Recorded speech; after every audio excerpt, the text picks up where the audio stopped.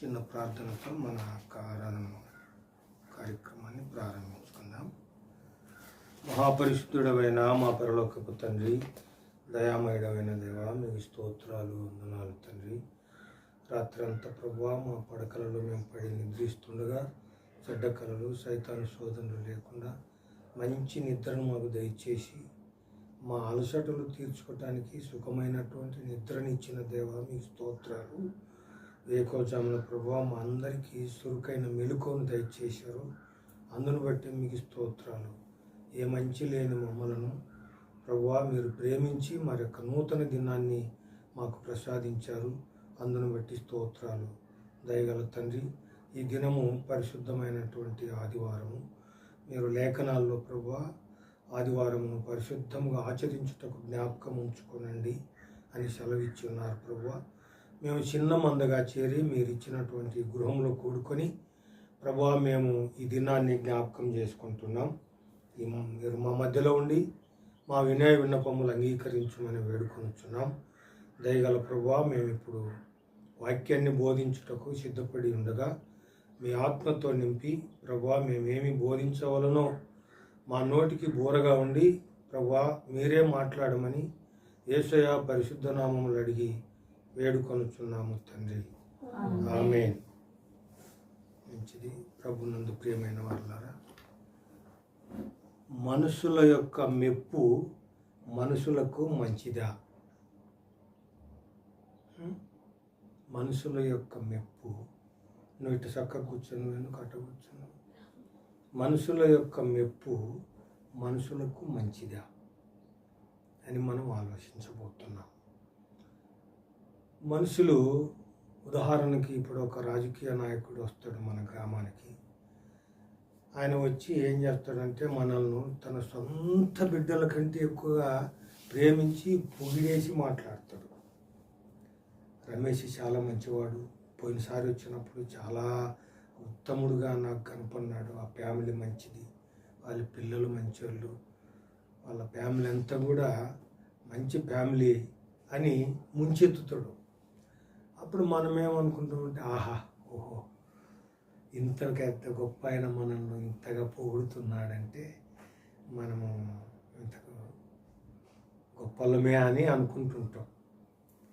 అయితే ఆయన ఎందుకు అట్లా జనాలను పొగుడుతాడంటే ఓట్ల కోసం.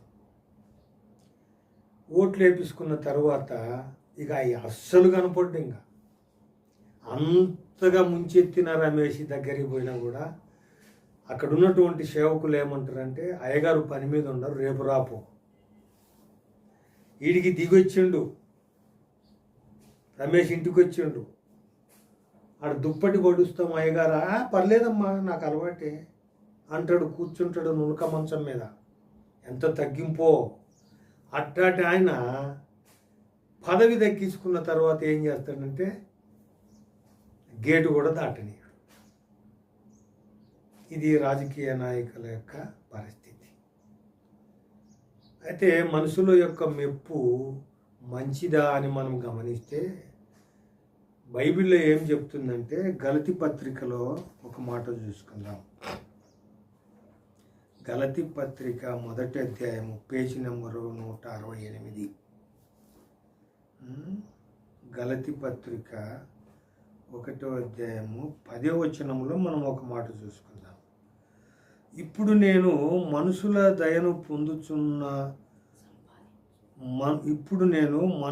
దయను సంపాదించుకొన చూసుచున్నానా, దేవుని దయ సంపాదించుకొన చూసుచున్నానా?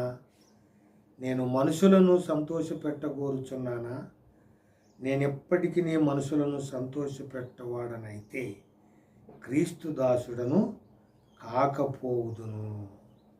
అంటే ఈయన అపోస్తలుడైన పౌలు గారు గలతీ సంఘానికి రాస్తూ అంటున్నాడు, నేను మనుషుల దయ సంపాదించుకోవాలనుకుంటున్నానా లేక దేవుని దయనా? అట్లా కాదు, నేను దేవుని దయనే సంపాదించుకున్నాను. మనుషుల దయ ఆ మనిషికి శాశ్వతం కాదంట, అది కొంచెం సేపే ఉంటుంది, ఆ తర్వాత ఉండదు. దేవుని దయ శాశ్వతంగా మనుషుల మీద ఉంటుందంట.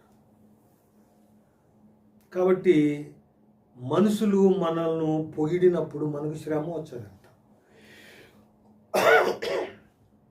అపోస్తలుడైన పౌలు అంటున్నాడు కదా, నేను మనుషుల దయను సంపాదించుకొన చూచుచున్నానా, దేవుని దయను సంపాదించుకొన చూచుచున్నానా, నేను మనుషులను సంతోషపెట్ట కోరుచున్నానా, నేనెప్పటికీ మనుషులను సంతోషపెట్టువాడనైతే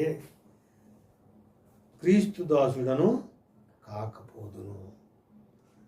ఆయన మనుషులను సంతోషపెట్టాలనుకోలేదు. మనుషులను సంతోషపెట్టాలంటే 2 మాటలు మంచి మాటలు చెప్తే సంతోషిస్తారు, అది ఆడికే. కానీ దేవుణ్ణి సంతోషపెట్టాలంట, దేవుని మనసు సంతోషించాలంట మనల్ని బట్టి. కాబట్టి మనుషుల యొక్క పొగడతలు, మనుషుల యొక్క పొగిడింపులు అవి శాశ్వతం కాదు. మనల్ని ఆయన పొగడాలి, మనల్ని సంతోషపెట్టాలి అన్న ఆలోచన మనకొద్దు, మనకు ఉండకూడదు. అరే నేను ఇంత చేసిన ఆయన ఏంది నా కోసం కొంచెమే చెప్పిండు, ఆయన ఎక్కువ చెప్తే మనల్ని పొగిడినంత కదా. కాబట్టి మనుషుల యొక్క పొగడతలు మనకు మంచిది కాదు అని దేవుని యొక్క వాక్యం సెలవిస్తుంది. సరే, ఒక మాట దానియేలు గ్రంథంలో మనం చూసుకుందాం. దానియేలు గ్రంథం 2వ అధ్యాయం, పేజీ నెంబర్ 732. 700 ఎజ్కేలు తర్వాత దానియేలు గ్రంథం. దానియేలు గ్రంథము 2వ అధ్యాయము 28వ వచనంలో ఒక మాట ఉందండి. అయితే మర్మములను బయలుపరచుగల దేవుడు ఒకడు పరలోకమందున్నాడు. ఈ దానియేలు ఎవరంటే ఆయన ఇజ్రాయేలీయులలో ఒక ఆయన. ఇజ్రాయేలీయులను అందరినీ బబులోను సామ్రాజ్యానికి కొనిపోబడింది బానిసలుగా తీసుకుపోయిన వారిలో ఈ దానియేలు ఒకడు. దానియేలు, షడ్రకు, మెషకు, అబేద్నెగోలు ఈ 4 ఒకే ఊరిలో ఉన్నారన్నమాట. ఈ చెరపట్టబడిన వారిలో జ్ఞానయుక్తంగా మాట్లాడేవారు, తెలివైన వాళ్ళు, మంచి ఆలోచన పరులను ఎత్తుక్కుంటున్నారు. వాళ్ళను మనం వాడుకోవాలి అని రాజు మంత్రులకు సలహా ఇచ్చిండు. అయితే ఈ మంత్రులు వీళ్ళను కనుగొన్నారు. మనం 7వ వచనం నుంచి చదివితే మనకు పూర్తి వివరాలు తెలుస్తాయి. చదువుకుందాం కాసేపు. రాజు ఆ కలను తమరి దాసులమైన మాకు చెప్పిన ఎడల మేము దాని భావమును తెలియజేసేదామని మరలా ప్రత్యుత్తరం ఇచ్చిరి. అంటే ఇక్కడ ఏమైందంటే రాజు ఒక కలగంటాడు. ఆ కళ యొక్క భావాన్ని చెప్పమని అక్కడున్న శకునిగాన్లను, మంత్రకారులను ఉంటారు కదా, రాజు కింద అనేకమైన పని వాళ్ళు ఉంటారు.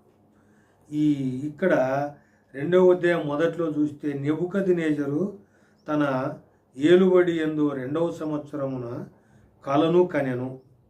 అందును గూర్చి ఆయన మనసు కలతపడగా ఆయనకు నిద్ర పట్టకుండెను.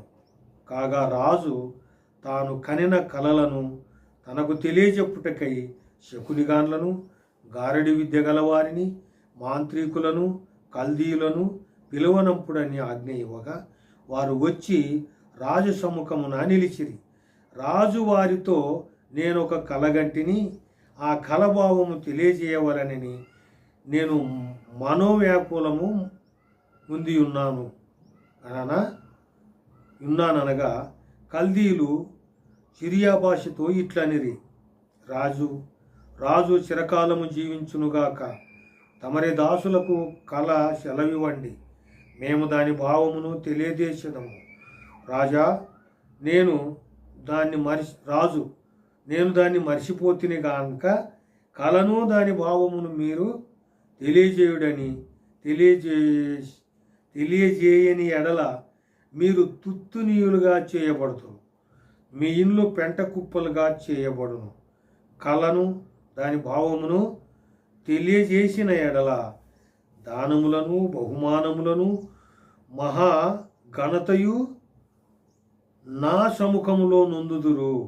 కనుక కళను దాని భావమును తెలియజేయుడనగా వారు రాజు ఆ కళను తమరి దాసులమైన మాకు తెలియజెప్పిన ఎడల మేము దాని భావమును తెలియజేసేదమని మరలా ప్రత్యుత్తరం ఇచ్చిరి. ఇప్పటికీ 2 సార్లు అక్కడ ఉన్నటువంటి పండితులందరినీ పిలిచి చెప్తున్నాడు, నేను కళ కన్నా ఆ కళను దాని భావమును చెప్పాలి.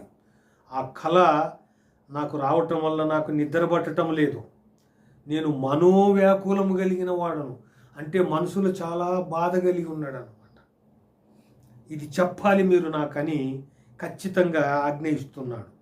రెండోసారి కూడా మళ్ళా ఆజ్ఞ, మీరిగిన దీని భావము కళ భావం చెప్పకపోతే తుత్తునీయులుగా చేస్తా, అంటే కొట్టిస్తా, మీ ఇల్లు పెంట కుప్పలుగా మారిపోతాయి, ఆ స్థలంలో ఇల్లు ఉండదు కదా, జేసీబీ పెట్టి మొత్తం దోసేస్తాడు. మీకేది కావాలో చెప్పండి.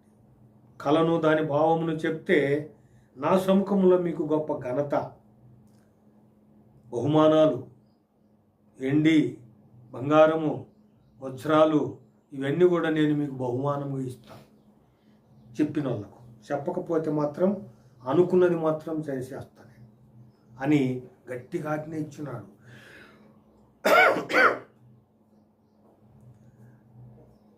మరలా ప్రత్యుత్తరం ఇచ్చారు. అందుకు రాజు ఉత్తరం ఇచ్చి చెప్పినదేమనగా, నేను మనిషి ఉండట మీరు చూచి కలహారణము చేయవలెనని మీరు కనిపెట్టుచున్నట్లు నేను బాగుగా గ్రహించుచున్నాను. ఇగో కళ నేను మర్చిపోయిన సంగతి మీరు ఎరుగుదురు, మీరు మళ్ళా కాలయాపన, ఇక్కడ అదే అంటున్నాడు కదా, కాలహారణము 8వ వచనం చివరిలో ఉంది. కాలహారణము అంటే టైంపాస్ చేయాలి. ఇప్పుడు భాషలో టైంపాస్ చేయాలని అనుకుంటున్నారేమో. మీరు టైంపాస్ చేయవలనని మీరు కనిపెట్టుచున్నట్లు నేను బాగుగా గ్రహించుచున్నాను. మీరు టైం దాటివేయాలని చూస్తున్నారు, అది నాకు అర్థమైపోయింది. చెప్పాలి, నాకు కళ దాని భావం చెప్పాలి. అంటే ఇదంతా మనం ఎందుకు తీసుకుంటున్నామంటే మనుషుల మీద ఆధారపడకూడదు, మనుషుల యొక్క పొగిడింపు ఉండకూడదు అన్న అంశం మీద దానియేలు దేవుని మీద ఆధారపడి దీని భావాన్ని చెప్తాడన్నమాట. ఆయన మనుషుల మీద ఆధారపడలే. వీళ్ళందరూ కూడా వాళ్ళ సొంత బుద్ధి మీద ఆధారపడినారు, అది వాళ్ళకి అర్థం కాల. అదే ఇక్కడ నేను బాగుగా గ్రహించుచున్నాను, కాలము ఉపాయముగా గడపవలనని అర్థము, అబద్ధములు మోసపు మాటలను నా ఎదుట పలకనుద్దేశించి ఉన్నారు. అంటే సమయాన్ని ఉపాయంగా దాటించుకుంటూ పోవాలా. వీళ్ళకు జీతాలు ఇస్తున్నాడు, వీళ్ళకి అన్ని సౌకర్యాలు కల్పించిండు, మరి అవసరపడినప్పుడు వీళ్ళను వాడుకోవాలి కదా. ఇప్పుడు మిలిటరీ సైన్యం ఉంటుంది, మిలిటరీ సైన్యము వాళ్ళు ఏం పని చేయరు, ఉదయం లేయడం, ఉరకటం, అంటే బాడీని బాగా హుషారుగా ఉంచుకోవటానికి పరుగులు తీస్తారు, వ్యాయామం చేస్తారు, తింటారు, వాళ్ళ యొక్క ఆయుధాలను శుభ్రం చేసుకుంటారు. వాళ్ళ యొక్క ఆయుధాలు రోజు శుభ్రం చేయాలంట, అవి శిలుం పట్టకూడదు, రోజు ఆయిలింగ్ చేసి పెడతారు. అది పని చేసినా చేయకపోయినా వారి యొక్క ఆయుధాలు, నీకు ఏ ఆయుధం అప్పచెప్పారో ఆ ఆయుధం శుభ్రంగా ఉండాలి. ఇవన్నీ ఎందుకు? వాళ్ళ భార్య బిడ్డలకు జీతాలు, వాళ్ళకి ఇండ్లు, వాక్యంలు, చదువులు, సంధ్యలు అన్నీ, బట్ట సుట్ట అన్నీ ఇచ్చున్నాడు. నువ్వు మందు తాగుతావు, మందు ఇచ్చున్నాడు, సిగరెట్ తాగుతావు, సిగరెట్ ఇచ్చున్నాడు. నీకు బాగా మనశ్శాంతి ఉండాలంటే టీవీలు ఉంటాయి, అన్ని సౌకర్యాలు ఇచ్చిండు. దేనికి? అవసరపడినప్పుడు వాళ్ళను వాడుకోవాలి. పోయిన 2 నెలల కిందటన 3 నెలల కిందట పాకిస్తాన్కు యుద్ధం మనకు జరిగింది. ఆ యుద్ధంలో వీళ్ళను వాడుకోవాలి. ఆ యుద్ధంలో వీళ్ళను వాడుకోవడానికి అన్ని పెట్టి సాగుతున్నాడు. వీళ్ళను కూడా రాజు కల్దీలను, మాంత్రికులను, శకునిగాన్లను, గారడి విద్య గల వారిని అందరినీ ఆయన సముఖంలో పెట్టి సాకుతున్నాడు. అయితే ఇప్పుడు కళ యొక్క భావం చెప్పమంటే, మోసపు మాటలను నా ఎదుట పలక నిర్దేశించి ఉన్నారు. మీరు కళను చెప్పలేకపోయిన ఎడల నేను చెప్పిన మాట ఖండితము గనుక కళను నాకు చెప్పుడి. నేనేం చెప్పినా మీ ఇల్లు పెట్ట కుప్పలుగా మార్చేస్తా, మిమ్మల్ని తుత్తు నీళ్ళుగా చేస్తా. తుత్తు నీళ్ళు అంటే మిర్చి రోట్లు వేసి దంచినట్టుగా దాని అర్థం.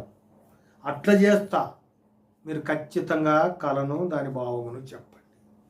అందుకు వారి యొక్క సమాధానం ఏముందంటే, ఇది మీకు అర్థం కావడానికి పై నుంచి వచ్చున్నాం. అందుకు కళను చెప్పకపోయిన ఎడల నేను చెప్పిన మాట ఖండితము కనుక కళను నాకు చెప్పుడి, అప్పుడు దాని భావమును తెలియజేయుటకు మీకు సామర్థ్యము కలదని నేను తెలుసుకొందును. అందుకు కల్దీయులు ఇలాగు ప్రత్యుత్తరం ఇచ్చిరి, భూమి మీద ఏ మనుషుడును రాజు అడిగిన సంగతి చెప్పజాలడు. భూమి మీద ఏ మనుషుడు చెప్పజాలడు మీరు అడిగినటువంటి ప్రశ్నకు. వీళ్ళు అంటుండరు, భూమి మీద ఏ మనుషుడును రాజు అడిగిన సంగతి చెప్పజాలడు. ఏ చక్రవర్తియు అధికారియు శకునుగాని యొద్ద, గారడి విద్య గలవాని యొద్దను, కల్దీయుల యొద్దను ఇటు సంగతి విచారింపలేదు. ఎక్కడ ఇది జరగలేదు, ఎవరు చెప్పలేరు, ఇప్పుడు చెప్పబోరు. వీరి యొక్క సమాధానం, రాజు విచారించిన సంగతి బహు అసాధారణమైంది, చాలా కఠినమైంది. ఇది మనుషులకు సాధ్యం కాదు, ఇది దేవతలైతేనే దీన్ని చెప్పగలరు అని రాజు దగ్గర అంటుండ్రు. రాజు విచారించిన సంగతి బహు అసాధారణమైనది, దేవతలుగాక మరి ఎవరును ఈ సంగతి చెప్పలేరు. దేవతలే చెప్తారంట, మనుషులు చెప్పలేరంట. వీరి యొక్క సమాధానం చెప్పజాలు. దేవతల నివాసములు శరీరుల మధ్య ఉండగలగలదా? అంటే దేవతల యొక్క నివాసము శరీరంగా ఈ లోకంలో వాళ్ళు ఉంటారా చెప్పడానికి? వీళ్ళ యొక్క ఈ మాటలు అన్నమాట, ఉండగలదా? అందుకు రాజు కోపం తెచ్చుకొని అత్యాగ్రహము గలవాడై బబులోనులోని జ్ఞానులందరినీ సంవరింపవలనని ఆజ్ఞ ఇచ్చాను. బబులోను రాజ్యములో ఉన్న జ్ఞానులందరినీ, ఇళ్ళల్లో వీళ్ళు కూడా నలుగురు ఉండరు. ఎవరు? దానియేలు, షద్రక్, మెషక్, అబేద్నెగోగులు. ఈ నలుగురు కూడా ఉండరు. మరి బబులోను సామ్రాజ్యంలో ఉన్న జనులందరినీ సంవరింపవలనని ఆజ్ఞ ఇచ్చాను. ఇట్టి శాసనము బయలుదేరుట వలన జ్ఞానులను చంపవలసి ఉండగా వారు దానియేలును అతని స్నేహితులను చంపజూసిరి. అందరినీ చంపేయాలి కదా, అందరినీ చంపేయాలి. అప్పుడు దానియేలు ఆయన స్నేహితులైన షద్రక్, అబేద్నెగోగుల దగ్గర కూడా పోయినారు. అప్పుడు దానియేలు బబులోనులోని జ్ఞానులను చంపుటకై బయలుదేరిన రాజు దేహ సంరక్షకుల అధిపతియగు ఆరోకు దగ్గరకు పోయి జ్ఞానయుక్తంగా మనవి చేసెను. దానియేలు రాజు పంపినటువంటి ఆ యొక్క సేవకుల దగ్గరికి పోయి జ్ఞానయుక్తంగా, తెలివిగా, వీళ్ళేమో ఆగ్రహంతో ఉండరు, ఇక అడిగే సమయము అవకాశం లేదు, చంపేయండి అన్నాడు అంతే. అయితే ఈయన జ్ఞానయుక్తంగా, మంచి తెలివిగా, మంచి మాటలతో, తగ్గింపుతో దగ్గరికి పోయి అడుగుతాడనమాట. మరి ఆరోగు దగ్గరికి పోయి జ్ఞానయుక్తంగా మనవి చేసెను. రాజు నొద్ద నుండి ఈ ఆజ్ఞ ఇంత త్వరితముగా వచ్చుటకు ఏమని దానియేలు రాజు యొక్క అధిపతి అయిన ఆరోకును అడగగా, అంటే రాజు దగ్గర నుంచి ఇంత త్వరితముగా, అంటే ఇంత ఫాస్ట్గా ఈ ఆజ్ఞ జారీ చేయడానికి గల కారణమేంది? ఎందుకు ఇట్లా చేసిండు? జ్ఞానులందరినీ ఎందుకు సంవరించమన్నాడు? అసలు ఏంది కారణం అని పంపినటువంటి దాసుని ఆరోకును అడగగా ఆరోకు ఆ సంగతి దానియేలునకు తెలియజెప్పాను. ఏ సంగతి? రాజుకు కల రావడము, దాన్ని మర్చిపోవడము, దాని భావము, వీళ్ళందరిని అడిగితే వీళ్ళు చెప్పలేకపోవడము, ఇదంతా దానియేలుకు చెప్పినాడంట. అప్పుడు దానియేలు రాజసన్నిధికి పోయి స్వప్నము భావమును తెలియజెప్పుటకై తమకు సమయము దయచేయమని రాజును బతిమాలవలెను. మాకిప్పుడే ఈ విషయం తెలిసింది కదా, మాకు కొంచెం సమయం ఇస్తే మేము ఆలోచించి దాని కళను కళ భావమును మేము చెప్తాం. కాబట్టి మాకు కొంచెం సమయం కావాలని బతిమాలెను. బతిమాలెను అంటే ఇప్పుడు భాషలో రిక్వెస్ట్ కదా, కన్నడలో ఏమంటారు? ఇట్లా కొంచెం మాకు సమయం ఇస్తే మేము చెప్తాం. రైట్. అప్పుడు దానియేలును తన ఇంటిలోనికి పోయి తన స్నేహితులైన అహన్యాకును మిషాయేలునకును అజిరేయకును సంగతి తెలియజేసిరి. ఈ పేర్లు ఇలా ఫస్ట్ పేర్లు ఇవి. అనన్య, తర్వాత మిషాయేలునకును అజిరేయకును సంగతి తెలియజేసి తానును తన స్నేహితులను బబులోనులో తక్కిన జ్ఞానులతో కూడా నశింపకుండునట్లు ఆ కళ యొక్క మర్మ విషయములలో పరలోకమందున్న దేవుని వలన కటాక్షము పొందు నిమిత్తమై ఆయనను వేడుకొనిరి. వీళ్ళెవరి మీద ఇప్పుడు ఆధారపడినారు? కళ, దాని యొక్క డేంజర్, ఇప్పుడు డేంజర్లో ఉన్నారు వీళ్ళంతా. మరి ఆయన దగ్గరికి వచ్చిండ్రు. విషయం తెలుసుకున్న వెంటనే నువ్వు ఆలోచించురా అని ఇవన్నీ చెప్పలే. పరలోకమందున్న ఆ దేవునికి మనం అడగాలి, ఆయనే మనకు చెప్తాడు కదా అని. వీళ్ళు ఏమంటున్నారంటే కళ యొక్క మర్మ విషయములలో పరలోకమందున్న దేవుని వలన కటాక్షము పొందు నిమిత్తమై ఆయనను వేడుకొనుడని వారిని హెచ్చరించను. అంటే ఈయన పెద్దోడు వాళ్ళందరికంటే వయసులో. వాళ్ళ దగ్గరికి పోయి ఈ పరిస్థితి ఇట్లా ఉంది బాబు, మీరందరూ పరలోకమందున్న దేవునితో ప్రార్థన చేయండి, మనవి చేయండి. ఆయన కటాక్షం అంటే ఆయన దయ మన మీద ఉండులాగున ఈ బబులోను సామ్రాజ్యంలో ఉన్న ఆ జ్ఞానులందరినీ చంపేయమన్నాడు. వీళ్ళందరూ బ్రతుకున్నట్లుగా. వాళ్ళు నలుగురి కోసమే చేయలే ఈ ప్లాను. బబులోను రాజ్యంలో ఉన్న వాళ్ళందరూ కూడా ఇదిగో ఇక్కడ ఉంది కదా, బబులోనులో తక్కిన జ్ఞానులతో కూడా నశించిపోకుండునట్లు ఆ కళ యొక్క మర్మములను పరలోకమందున్న దేవుని వలన కటాక్షము పొందు నిమిత్తమై ఆయనను వేడుకొనుడని వారిని హెచ్చరించను. అప్పటికే విశేష జ్ఞానం కలిగినటువంటి వారు వీళ్ళు. కానీ అంత జ్ఞానం ఉన్నప్పటికీ వాళ్ళ జ్ఞానాన్ని పక్కన పెట్టేసి ముందు దేవుణ్ణి అడగాలి. మనం దేవుణ్ణి అడుగుదాం అని చెప్పి ఆ ముగ్గురికి చెప్పేసిండు, మీరు దేవుణ్ణి అడగండి, ప్రార్థన చేయండి. ఎవరికి బయలుపరుస్తాడు, ఏ విధంగా బయలుపరుస్తాడో చూద్దాం దేవుణ్ణి. కాబట్టి మనం కూడా ప్రతి విషయంలో దేవుణ్ణి అడగాలంట. నాకు అంత తెలుసు, నేను ఏం చదువుతా, ఈజీగా రాస్తా అనుకోవడానికి వీలు లేదు. నాకు బైబిల్ అంతా తెలుసు అనుకోవడానికి వీలు లేదు. వంట వండను అన్నీ తెలుసు అని అనుకోవడానికి వీలు లేదు. కరెంటు పని అంతా నాకు తెలుసు, నేను అప్రెంటిస్ చేసినానో లేదంటే ఇంకేమంటారు ఐటీఐ చేసినానో ఇంకొకటి అనుకోవడానికి వీలు లేదు.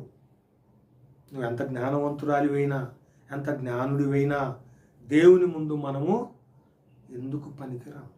కాబట్టి దేవుణ్ణి అడగాలి. అదే వీళ్ళు ఇక్కడ అంటున్నారు. ఆ బబులోను సామ్రాజ్యంలో ఈ నలుగురు వ్యక్తులు మంచి ఆలోచన కలిగిన వాళ్ళు, జ్ఞానవంతులు, విశేష జ్ఞానం గలవారని వాళ్ళని ఎన్నుకున్నారు. అయినా ఈ జ్ఞానము ఇదంతా ఇచ్చేది ఎవరు? దేవుడు. కాబట్టి మనం మీరు మోకాళ్ళు దేవుని ప్రార్థన చేయండి. మనమంతా నశించిపోకూడదు. ఈ బబులోను సామ్రాజ్యంలో ఉన్న జ్ఞానులందరినీ చంపేయమన్నాడు రాజు. కాబట్టి మీరు మోకాళ్ళుని ప్రార్థన చేయండి. పరలోకమందున్న దేవుని వలన కటాక్షము పొందు నిమిత్తమై ఆయనను వేడుకొనుడని వారిని హెచ్చరించెను. అంతటా రాత్రి యందు దర్శనము చేత ఆ మర్మము దానియేలునకు బయలుపరచబడెను గనుక. చూడండి, పగలు ఈ సంభాషణ చేసుకున్నారు. రాత్రి దానియేలుకు ఆ యొక్క కళ యొక్క భావము తెలియజేయడానికి దానియేలుకు దేవుడు దర్శనం ఇచ్చున్నాడు. మరి నేను జ్ఞానవంతుని కదా, నేను రాజు దగ్గరికి పోయి నేను రొమ్మిర్చుకొని పోయి మాట్లాడతాను అనుకున్నాడా? ఆ వచ్చినటువంటి దాసుని అడుక్కున్నాడయా, కొంచెం సమయం ఇస్తే మేము దాని భావం తెలియజేయగలం. ఆ సమయంలో దేవుణ్ణి అడుక్కున్నాడు. ఆ రాత్రికే ఇదిగో 19వ వచనం, అంతటా రాత్రి యందు దర్శనము చేత ఆ మర్మము దానియేలునకు బయలుపరచబడెను గనుక దానియేలు పరలోకమందున్న దేవుణ్ణి స్తుతించెను. వింటున్నారా? ఆ రాత్రి దానియేలుకు దర్శనం వచ్చింది. దాని కళ భావం అంటే అర్థం, ప్రశ్నలకు అర్థము. ప్రశ్న పేపర్ మీద ఓన్లీ ప్రశ్న ఉంచుతుంది. తెలంగాణలో కేసీఆర్ ప్రశ్న వేసాడు, పచ్చి పులుసు ఎట్లా చేస్తారని. పిచ్చి ప్రశ్న, పచ్చి పులుసు ఎట్లా చేస్తారని. అట్లా ప్రశ్న, దానికి జవాబు కింద పచ్చి పులుసు ఎట్లా చేయాలి, చింతపండు, పచ్చిమిర్చి, అవి ఇవి. కాబట్టి భావము, దాని యొక్క భావము, కళ యొక్క భావం అంటే జవాబు. కాబట్టి కళ యొక్క జవాబు దానియేలుకు రాత్రి దర్శనం వచ్చేసింది. నాకు చెప్పినాడని ఇంకా ఆయన అనుకోలే. ముందు ఏం చేసినాడు? ఆ రాత్రి ఆయనకు దర్శనంలో ఆ దర్శనం వచ్చిన వెంటనే పరలోకమందున్న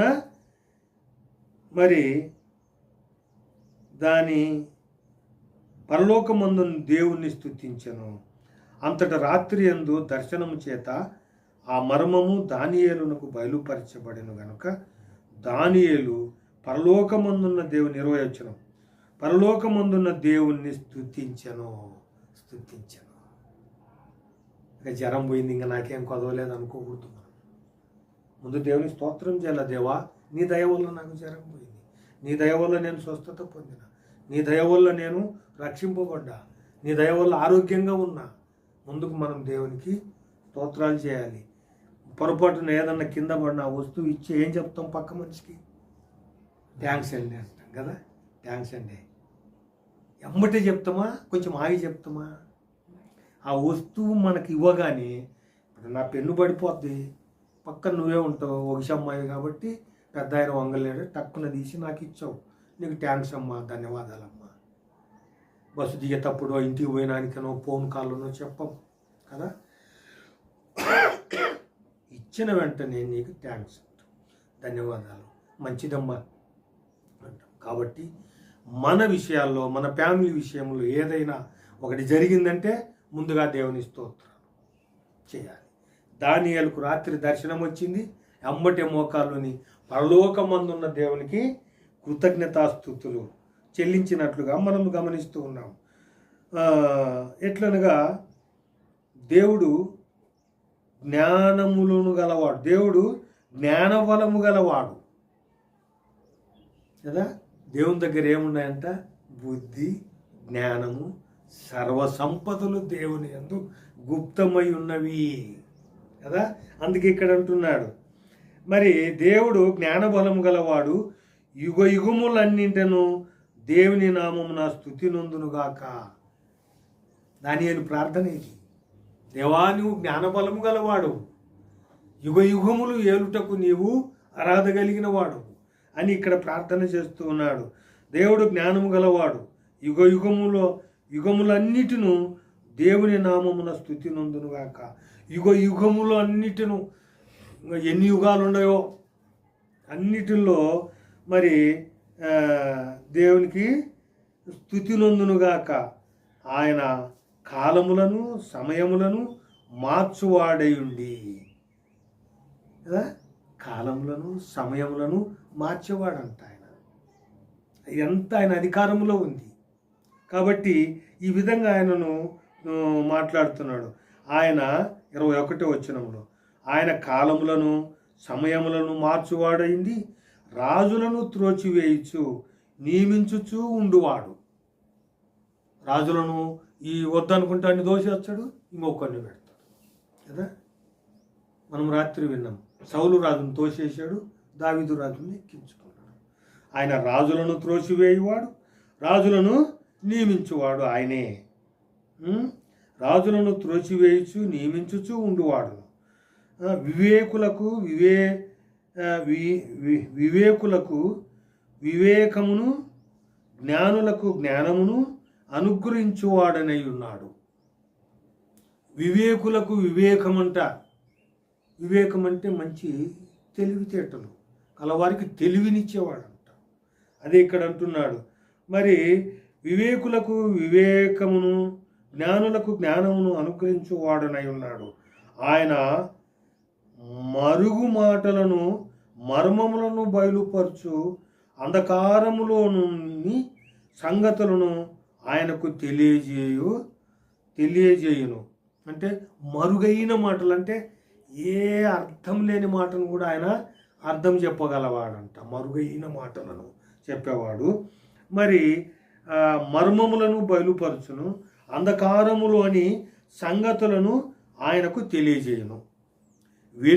వెలుగు యొక్క నివాస స్థలము ఆయన యొద్దనున్నది. మా పితరుల దేవా, దానియేలు ప్రార్థన, మా పితరుల దేవా, నీవు వివేకమును బలమును నాకు అనుగ్రహించి ఉన్నావు. మేము అడిగిన ఈ సంగతి ఇప్పుడు నాకు తెలియజేసి ఉన్నావు. చూసావా, దానియేలు వివేకం కలిగిన వాడే. దేవా, నువ్వు వివేకం కలిగిన వానికి మరి వివేకము, జ్ఞానులకు జ్ఞానమునిచ్చేవాడు, మర్మములను తెలియజేసేవాడు. నీవు వెలుగు యొక్క నివాస స్థలమును ఆయన యొద్దనున్నది. మా పితరుల దేవా, నీవు వివేకమును బలమును నాకు అనుగ్రహించి ఉన్నావు. మేము అడిగిన ఈ సంగతి ఇప్పుడు నాకు తెలియజేసి ఉన్నావు గనుక నేను నిన్ను స్తుతించుచు గణపరుచుచున్నాను. చూసా, ఒక్క మాటతో వదిలేశాడా? అరే, నాకు విషయం తెలిసిన వెంటనే నేను పోయి చెప్పాలా అని ఆతృత పడలే. ముందు దేవుని దగ్గర ఎంత సమయం వేచించిందో చూడండి కదా. మరి వివేకమును బలమును నాకు అనుగ్రహించి ఉన్నావు. మేము అడిగిన ఈ సంగతి ఇప్పుడు నాకు తెలియజేసి ఉన్నావు కనుక నేను నిన్ను స్తుతించుచున్నాను. ఏలయనగా రాజు యొక్క సంగతి నీవే మాకు తెలియజేస్తావని దానియేలు మరలా చెప్పాను. రాజుకొచ్చినటువంటి ఆ కళ, దాని జవాబు మొత్తం దానియేలుకు తెలియపరిచింది. దేవునికి స్తోత్రాలు. దేవునికి పాదాల దగ్గర మోకరించి ప్రార్థన చేసినాడు. నిన్ను స్తుతించుచు గణపరచుచున్నాను. ఏలయనగా రాజు యొక్క సంగతి నీవే మాకు తెలియజేస్తావని దానియేలు మరలా చెప్పాను. ఇట్లుండగా దానియేలు బబులోనులోని జ్ఞానులను నశింపజేయుటకు రాజు నియమించిన ఆరోకు వద్దకు వెళ్ళి, బబులోనులోని జ్ఞానులను నశింపజేయవద్దు, నన్ను రాజు సముఖమునకు తోడుకొని పొమ్ము, నేను ఆ కలభావమును రాజునకు తెలియజేసేదను. ఏంటి మీరేందో మాట్లాడుకుంటున్నారు?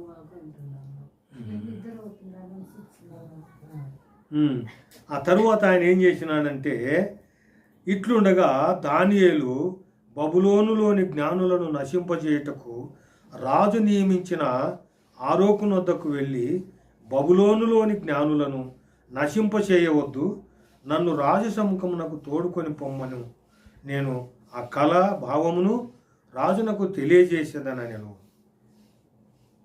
రాజు దగ్గర నుంచి వచ్చినటువంటి ఆ సేవకుని దగ్గరికి పోయాడు. డైరెక్ట్ రాజుకాడికి పోలేదు ఆయన. నాకు అంత తెలుసు అని రాజు దగ్గరికి ముందు సేవకుని దగ్గరికి పోయాడు. సేవకులను ఆజ్ఞాపించినాడు, సేవకులకి వీళ్ళందరినీ చంపేయమని. మరి ఆ సేవకుని ద్వారానే అక్కడికి వెళ్ళాలి. మరి సేవకుని దగ్గరికి పోయి, నేను ఆ కళ భావమును రాజునకు తెలియజేసేదను. అప్పుడు 25వ వచనంలో, కావున ఆరోకు రాజునకు భావము తెలియజెప్పగల ఒక మనుషుని చెరపట్టబడిన యూదులలో నేను కనుగొంటినని రాజసముఖమున మనవి చేశాను. దానియేలును త్వరగా రాజసన్నిధునికి తోడుకొని పోయాను.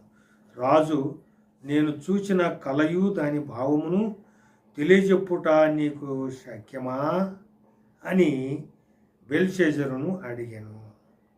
దానియేలుకు బెల్షెజర్ అనే పేరు పెట్టుకున్నాడు. అది వాళ్ళ దేవత యొక్క పేరంట. ఆ దేవతను బట్టి దానియేలు పేరు మార్చేసి బెల్షెజర్ అనే పేరు పెట్టాడు దానియేలు. అప్పుడు దానియేలు రాజు సముఖంలోకి పోయినప్పుడు ఆయన అంటున్నాడు, నేను చూసిన కలయు దాని భావమును తెలియజెప్పుట నీకు శాక్యమా? అంటే నీకు అవుతుందా? నీకు ఆ శక్తి ఉందా? ఆలోచన ఉందా? సామర్థ్యం ఉందా? ఇట్లాంటి మాటలన్నీ ఈ మాటలో యుక్తమై ఉన్నాయి. నీకు శాక్యమా? నువ్వు చెప్పగలవా? సౌలు రాజు దావీదుని అడుగుతాడు, నువ్వు బాలుడవు, వాడేమో అజానుభావుడు, వాడు యుద్ధవీరుడు, అన్ని విద్యలు నేర్చుకున్నవాడు, నువ్వు వాడిని జయించగలవా? అయితే నా యూనిఫామ్ వేసుకోను.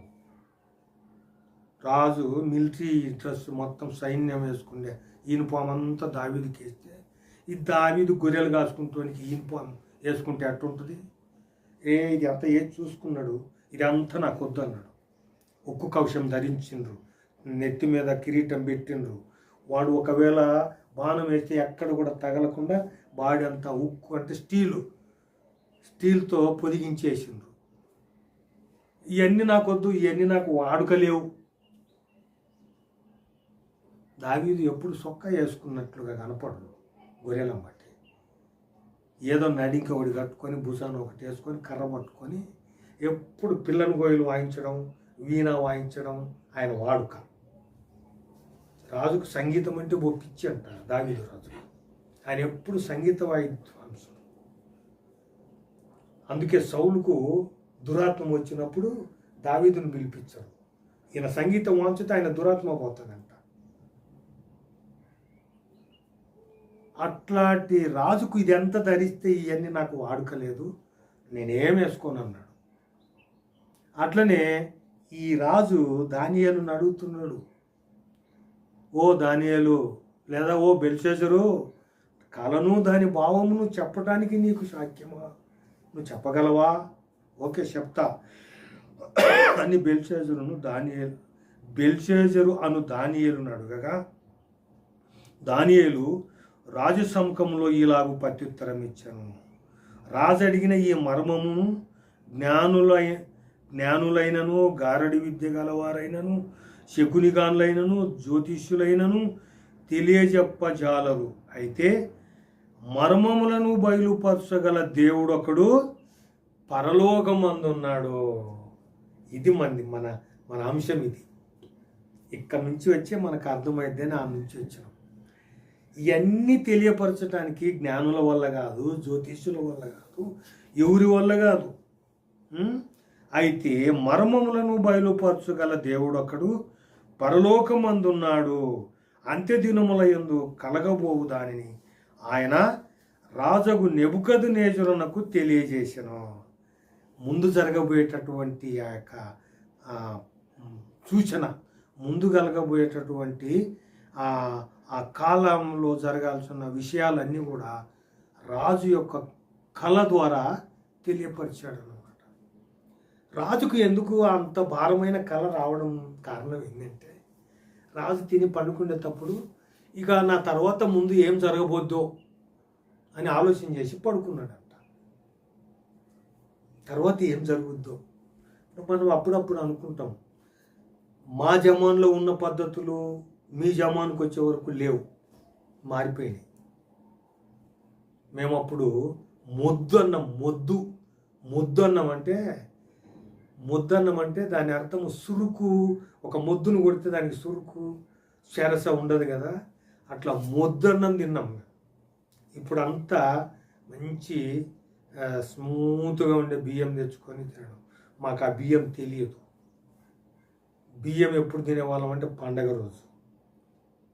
రోజు మాత్రమే ఆ బియ్యము వండుకొని తినేవాళ్ళం. దాన్ని సోంపు అనేవాళ్ళం. అంటే ఆ రోజు ఉన్న పద్ధతులు ఈ రోజు లేవు, ఆ రోజు ఉన్న బలం ఈరోజు మనుషులకు లేదు, ఆ రోజున్న శక్తి ఈరోజు లేదు, ఆ రోజు ఉన్నటువంటి ఆయుష్కాలము కూడా ఈ రోజుల్లో లేదు. కాబట్టి అట్లనే రాజు కూడా నా తర్వాత ముందు ఏం జరగబోద్దో, ఏం జరుగుతుందో, ఎట్లా జరుగుతుందో అని ఆలోచన చేసుకొని పండుకున్నాడంట. అప్పుడు ఆ రాత్రి ఈయనకి కల వచ్చింది. ఆ కళ యొక్క భావం చెప్పమని అందరిని అడిగితే మరి ఇక్కడ రాజు సముఖంలో ఇలాగ ప్రత్యుత్తరం ఇచ్చాను. రాజు అడిగిన ఈ మర్మము జ్ఞానులైనను, గారడి విద్య గలవారైనను, శకునిగాన్లనైనను, జ్యోతిష్యులైనను తెలియజెప్పజాలరు. అయితే మర్మములను బయలుపరచగల దేవుడు అక్కడు పరలోకమందున్నాడు. అంత్య దినముల యందు కలగబోవు దానిని ఆయన రాజగు నెబుకద్నెజరునకు తెలియజేసెను. అక్కడ కూడా దేవుణ్ణి కనపరుస్తున్నాడు కదా. ఈరోజు చాలామంది మేము క్రిస్టియన్లము, మేము యేసుప్రభుని నమ్ముకున్నామని చెప్పడానికి కొంతమంది సంశయపడుతుంటారు కదా, సంశయపడుతుంటారు. ఇక్కడ రాజు దగ్గర రాజును దేవుణ్ణి కనపరుస్తున్నాడు. అక్కడ పరలోకమందున్నాడు, మర్మములను బయలుపరచు గల దేవుడు అక్కడు పరలోకమందున్నాడు. అంత్య దినముల యందు కలగబోవు దానిని ఆయన రాజగు నెబుకద్నెజరుకు తెలియజేశాడు. ఇక ముందు ఏం జరగబోతుందో, ఎట్లాంటి కాలం వస్తుందో అదంతా నీ ద్వారా, నీ కళ ద్వారా నీకు రాజు దేవుడు తెలియపరిచినాడని అక్కడ దేవుణ్ణి గణపరుస్తున్నాడు. చూసారా, ఇది అన్నమాట. అంటే మనుషుల యొక్క మెప్పు మనుషులకు మంచిది కాదంట. మనుషుల యొక్క మెప్పు అది ఎంతసేపు ఉంటుంది, కొంచెం సేపే ఉంటుంది. మరి దానియేలు అతను జ్ఞాని అయ్యుండి తెలివైన వాడయ్యిండి కూడా తన తెలివితేటల మీద ఆధారపడకుండా మోకాళ్ళుని పరలోకమందున్న దేవుణ్ణి అడుగుతున్నాడు. రాజు యొక్క కళ, దాని భావం మాకు తెలియజెప్పండి, తెలియజేయి దేవా అని. కాబట్టి ప్రభునందు ప్రియమైన వాళ్ళారా, మరి అక్కడ తెలియజేశాడు. ఇక్కడ స్టార్ట్ చేసిన అనమాట. తాము పడక మీద పరుండగా తమ మనసులో కలిగిన స్వప్న దర్శనము ఏమనగా, రాజా, ప్రస్తుత కాలము గడిచిన పిమ్మట ఏమి జరుగునో అనుకొని తాము పడక మీద పడి మనోచింతగలవారై ఉండగా, రాజు పండుకునే ముందు ప్రస్తుత కాలంలో ఏమి జరుగుతుందో అని మనసులో అనుకొని పండుకున్నాడు. ఆయన మనసులో ఏమనుకున్నది కూడా చెప్తున్నాడు కదా. స్టార్ట్ చేసిండు చెప్పటానికి. ఇక్కడ తాము పడక మీద పరుండగా తాము మనసులో కలిగిన స్వప్న దర్శనములు ఏవనగా, రాజా 29వ వచనం, రాజా, ప్రస్తుత కాలము గడిచిన పిమ్మట ఏమి జరుగునో అనుకొని తాము పడక మీద పరుండి మనోచింతగలవారై ఉండగా మర్మములను బయలుపరచువాడు కలగబోవు దానిని తమరికి తెలియజేసెను. ఈయన ప్రస్తుత కాలం అంటే ప్రస్తుతం ఇప్పుడు జరిగిన తర్వాత ఏం జరుగుద్దో అని ఈయన మనోవ్యాకులం కలిగి పడక మీద పండుకున్నాడంట. అప్పుడు ఈయనకి కళ వచ్చింది. ఇతర మనుషులందరికంటే నాకు విశేష జ్ఞానము కలుగటం వలన ఈ మర్మము నాకు బయలుపరచబడలేదు. ముందు నేను విశేష జ్ఞానం కలిగిన వాన్నే, కానీ ఈ మర్మము నాకు బయలుపరచబడలా. ఎప్పుడు బయలుపరచబడింది? అక్కడ కూడా దేవుని కనపరుస్తున్నాడు. దేవునికి ప్రార్థన చేస్తే ఇది నాకు బయలుపరచబడింది. రాజులకు దాని భావమును తెలియజేయు నిమిత్తము తమరి మనసు యొక్క ఆలోచనలు తమరు తెలుసుకున్న నిమిత్తము అది బయలుపరచబడెను. రాజా, తాము చూచుచుండగా బ్రహ్మాండము ఒక ప్రతిమ కనబడెను. బ్రహ్మాండమైన ఒక ప్రతిమ అంటే బొమ్మ లేదా విగ్రహం ఆయన కలలో కనపడుతుందంట. ఆ బొమ్మ యొక్క ఆ శిరస్సు ఏమనుంది, బ్రహ్మాండమైన ఒక ప్రతిమ కనబడిన కదా. ఈ గొప్ప ప్రతిమ ప్రకాశమును భయంకరమునైన రూపమును గలదై తమరి ఎదుట నిలిచెను. ఆ ప్రతిమ యొక్క శిరస్సు మేలిమి బంగారము, శిరస్సు తల మేలిమి బంగారముతో ఉంది. దాని రొమ్ములు భుజములను వెండియు, దాని ఉదురమును తొడలను ఇత్తడివియు, దాని మోకాళ్ళు ఇనుపయు, దాని పాదములు ఒక భాగము ఇనుపయు ఒక భాగము మట్టిదినై ఉండెను. మరియు చేతి సహాయము లేక తీయబడిన ఒక రాయి ఇనుమును మట్టియు కలిసిన ఆ ప్రతిమ యొక్క పాదముల మీద పడి దాని పాదములను తుత్తునీయులుగా పగలగొట్టినట్టు తమకు కనబడెను. అంతట ఇనుమును మట్టియు ఇత్తడియు వెండియు బంగారమును ఏకముగా దంచబడి కళ్ళములో నీ చెత్తవలే కాగా వాటికి స్థలము ఎచ్చటను దొరకకుండా గాలి వాటిని కొట్టుకొని పోయెను. ఈ కళ వచ్చింది. ఇనుము ఇత్తడి రాగి బంగారము మట్టి అంత కలిపి దంచినట్టుగా కళ్ళములో చెత్త మాదిరిగా అది ఎక్కడ పడడానికి స్థలం లేకుండా, అంటే ఎక్కడ పడకుండా అవకాశం లేకుంటే గాలి వచ్చి కొట్టుకొని పోయినట్టుగా ఈయన కళ వచ్చింది. ఇది ఆయన యొక్క కళాభావం. అయితే మనుషుల యొక్క మెప్పు ఈయన కోరుకోలే, దేవుణ్ణి అడిగిండు, దేవుని దగ్గర నుంచి పొందినాడు. ఇక్కడ ప్రతిమను విరగగొట్టిన ఆ రాయి సర్వభూతలమంత మహాపర్వతమాయను. ఒక చిన్న రాయి మాదిరి వచ్చి ఎంత పగలగొట్టింది, అది సర్వభూతలమంతా. సర్వం అంటే చాలా అనాలి, అంతే కదా. సర్వం అంటే చాలా, సర్వభూతలమంతా అంటే భూమిన అంత పెద్దది ఇంకా కనపడదు, అంత పర్వతం అయిపోయిందంట. ఆయనకు అట్ల కళ వచ్చింది. సర్వభూతలమంత మహాపర్వతమాయను తాము కనిన కళ ఇదే కదా. ఇదే ఈయన కళాభావం అంతా మర్చిపోయాడు. నాకు కళ వచ్చింది మర్చిపోయిన నువ్వు చెప్పు అంటే, ఏం తాతయ్య జోకా, అంతే కదా అంటారు. కళలో ఎంత భావం ఉందో, ఆయనకు వచ్చిన కళలో చాలా భావాలు ఉన్నాయి. ఇది రాజా నువ్వు అన్న కళ అని దానియేలు దానికి చెప్తూ ఉన్నాడనమాట. దీని వివరణ ఇంకా తెలుసుకుందామా, ముగించుకుందామా? ఇక్కడ ఇదే దాని భావము రాజసముఖమున మేము తెలియజెప్పేదము. అంటే ఇప్పుడు ఇంతవరకు కళ చెప్పేసిండు, ఇక దాని యొక్క భావమును మేము రాజసముఖమున మేము తెలియజేసేదము. రాజా, పరలోకమందున్న దేవుడు రాజ్యమును అధికారమును బలమును ఘనతయు తమరికి అనుగ్రహించి ఉన్నాడు. ఇది ఎవరిచ్చింది ఇదంతా ఈయనకు? పరలోకమందు ఉన్నటువంటి దేవుడు రాజ్యమును ఘనత పేరు ప్రఖ్యాతులు అన్నీ ఆయన ఇచ్చిండు. కానీ నెబుకద్నెజరు నా అంటాడు. ఇక్కడ ఏముందంటే, రాజా, పరలోకమందున్న దేవుడు రాజ్యమును అధికారమును బలమును ఘనతను తమనికి అనుగ్రహించి ఉన్నాడు. తమరు రాజులకు రాజై ఉన్నారు. ఆయన మనుషులు నివసించు ప్రతి స్థలమందును మనుషులనేమి భూజంతువులనేమి ఆకాశ పక్షులనేమి అన్నిటినీ ఆయన తరిమి తమరి చేతికి అప్పగించి ఉన్నాడు. ఇవన్నీ ఆయన చేతులు ఉన్నాయి, అవన్నీ నీ చేతికి అప్పగించు. భూమి ఈయన రాజులకు రాజు అయ్యింది. ఎవరు? నెబుకద్నెజరు చక్రవర్తి అని చెప్పాలి. రాజులకు రాజు అంటే చక్రవర్తి. ఇక్కడ అదే మనం చూస్తున్నాం. రాజు తమరు రాజులకు రాజు అయి ఉన్నారు.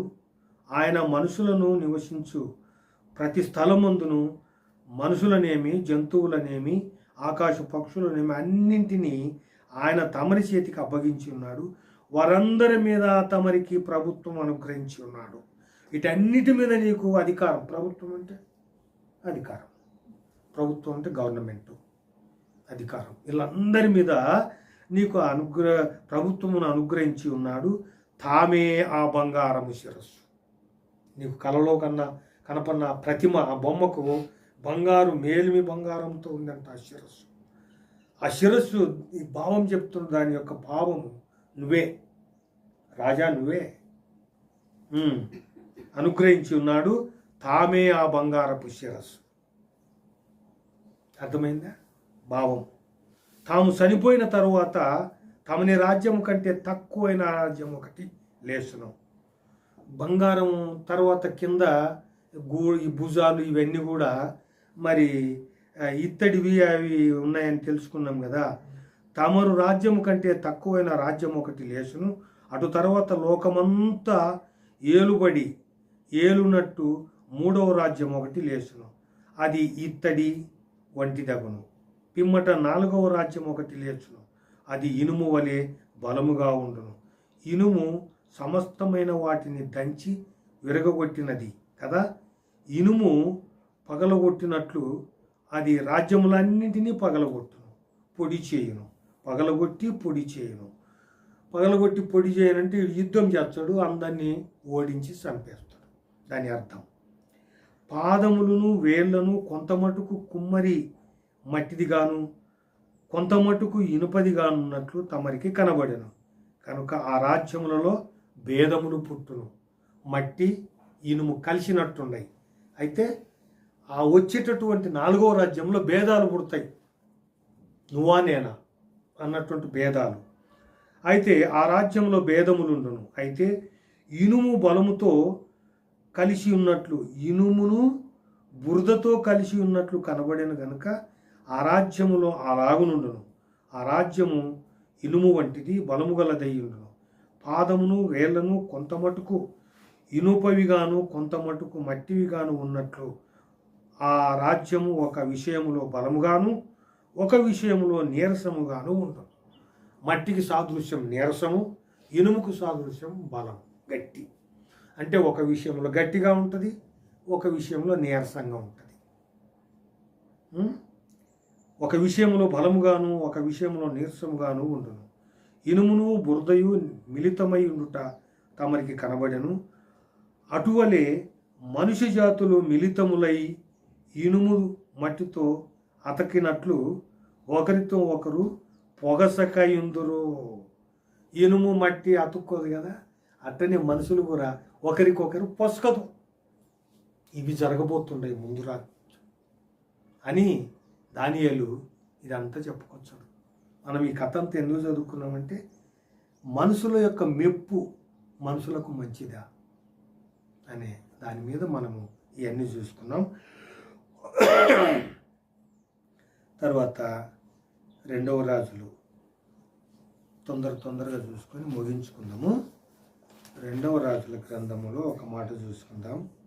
21వ అధ్యాయము 21 పేజీ నెంబరు 303 21, 25 21 21వ అధ్యాయము 25వ వచనం. తన భార్య అయిన యెజెబెలు ప్రేరేపణ చేత యెహోవా దృష్టికి కీడు చేయ తన్ను తాను అమ్ముకొనిన అహాబు వంటి వాడు ఎవడునూ లేడు. అర్థమైందా ఇక్కడ వాక్యం? 25వ వచనంలో తన భార్య అయిన యెజెబెలు ప్రేరేపణ చేత యెహోవా దృష్టికి కీడు చేయ తన్ను తాను అమ్ముకొనినటువంటి అహాబు వంటి వాడు ఎవడు లేడు. ఈ అహాబు రాజు భార్య యొక్క మాట మీద ఆధారపడ్డాడు. భార్య ఇక్కడ భార్య చెప్తుంది, తన భార్య అయిన యెజెబెలు ప్రేరేపణ చేత, ఆమె యొక్క ఆలోచన చేత తను తాను అమ్మేసుకున్నాడంట. ఈ అహాబు రాజు ఏం చేశాడంటే, ఆయన అంటే మీకు షార్ట్ కట్లో చెప్పి ముగించుకుందాం. అంటే భార్య ప్రేరేపణ చేత, ఇతను రాజు, అహాబు రాజుకు ఆయనే అన్నీ ఆలోచించాలి కదా, లేకపోతే మంత్రి ఉంటాడు. ఈయన భార్య యెజెబెలు యొక్క ప్రేరేపణ చేత రమేష్కి సలోమి చెప్తే పని చేసినట్టు ఇక్కడ అహాబు రాజుకు భార్య యొక్క ప్రేరేపణ చేత, యెజెబెలు యొక్క ప్రేరేపణ చేత తను తాను అమ్మేసుకున్నాడు. అంటే అమ్మేసుకోవడం అంటే తను తాను నాశనం చేసుకున్నాడు. అహాబు రాజు యొక్క తోటను ఆనుకొని నాబోతు యొక్క పొలం ఉంది. ఆ పొలము నాకు ఇవ్వు అని నాబోతుని అడుగుతాడు. నాబోతు ఏమంటే, ఇది నా పిత్రాజితం, నేను నీకు ఇయ్యనంటాడు. ఇది నేను నీకు ఇవ్వను అంటే, నేను రాజునై ఉండి నేను అడిగితే ఇవ్వడా అని ఇంటికి వచ్చి మూతి ముడుచుకొని మంచం మీద పండుకొని ఉన్నాడు. రమేష్ డ్యూటీ నుంచి వచ్చనే ఏం పలకకుండా పండుకుంటే సలోమి అడగదా, ఏమండి ఏమైంది, ఏమన్నా ఒంట్లో నలతగా ఉందా, కలతగా ఉందా, ఏమైంది అని అడుగుతారు కదా. ఈమె కూడా అడుగుతుంది, ఏమైంది, మూతి ముడుచుకొని ఎందుకు పండుకున్నావు అంటే, నేను నాబోతు తోటను నాకు కూర తోటగా ఇమ్మని అడిగితే నేను ఇయ్యానన్నాడు అంటాడు. అరే, ఇజ్రాయేలీయులలో నీవు రాజు కదా, రాజ్యం మేలటం లేదా, లేచి అన్నం తిను, అధికార ముద్ర ఒకసారి నాకు ఇవ్వు, ఆ తోట నీకు వచ్చేటట్టు చేస్తా అంటది. అబద్ధపు మాటలన్నీ ఇంత పొడుగున రాసి అధికార ముద్ర షీలు దాని మీద వేసి నాబోతు ఎక్కడ ఉంటాడో ఆ ఊరి